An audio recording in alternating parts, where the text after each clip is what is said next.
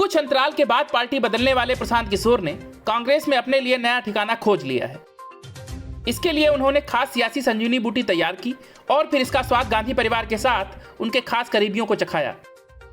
फिर क्या था, कांग्रेस ने प्रशांत किशोर के लिए अपने दरवाजे खोल दिए। अब रेड कारपेट बिछाकर बस धूम धड़ाके के साथ सिर्फ स्वागत करने की बारी है। प्रशांत किशोर आएंगे तो खस्ता हाल बूढ़ी कांग्रेस फिर से जवान हो जाएगी। राहुल गांधी पीएम बन जाएंगे। प्रियंका वाड्रा का जलवा पूरे देश में होगा। तरह तरह के ख्याली पुलाव अभी से पकने लगे हैं। प्रशांत किशोर द्वारा सुझाए गए पुनरुद्धार योजना पर काम करने के लिए पार्टी अध्यक्ष सोनिया गांधी द्वारा गठित कांग्रेस पैनल ने अपने निष्कर्षों पर एक रिपोर्ट सौंपी है। सूत्रों का कहना है कि वे जल्द ही पार्टी में शामिल हो सकते हैं। यह भी बताया गया है कि उनके लिए पार्टी ने अहम भूमिका भी लगभग तय हो गई है।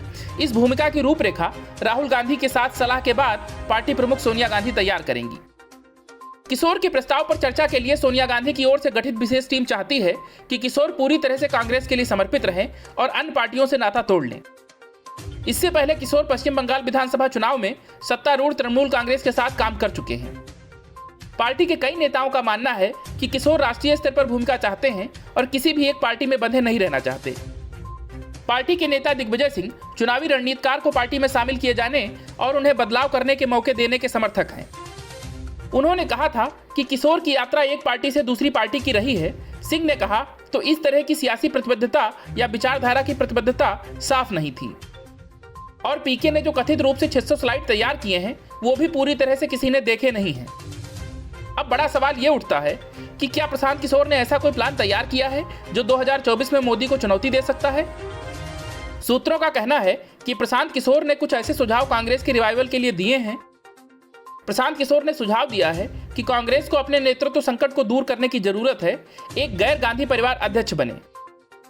जबकि सोनिया गांधी यूपीए अध्यक्ष, राहुल गांधी संसदीय बोर्ड प्रमुख और प्रियंका गांधी वाड्रा महासचिव के रूप में कार्य संभालें। गठबंधन के मुद्दों को हल करने की जरूरत है। 200 सांसदों को लोकसभा में भेजने वाले ईस्ट साउथ बेल्ट और बीजेपी के प्रभाव क्षेत्र से बाहर पर ध्यान दें। पीके की ओर से सुझाव दिया गया है कि पार्टी को अपने पिछले आदर्शों पर लौटना चाहिए और एक लोकतांत्रिक संगठन के रूप में काम करना शुरू करना चाहिए। चाटुकारिता की भावना को नष्ट करना चाहिए और भाई भतीजावाद और भ्रष्टाचार के मुद्दों पर बात करनी चाहिए। कांग्रेस को अपने कार्यकर्ताओं और नेताओं को जमीनी स्तर पर लामबंद करना होगा, जो वृद्ध नेतृत्व के साथ पूरी तरीके से डिस्कनेक्ट है। अब बड़ा सवाल ये कि प्रशांत किशोर संगठन में उल्टा पुल्टा करवा सकते हैं, लेकिन जमीन पर कार्यकर्ता कहां से आएगा, इसका इंतजाम तो प्रशांत किशोर नहीं कर पाएंगे।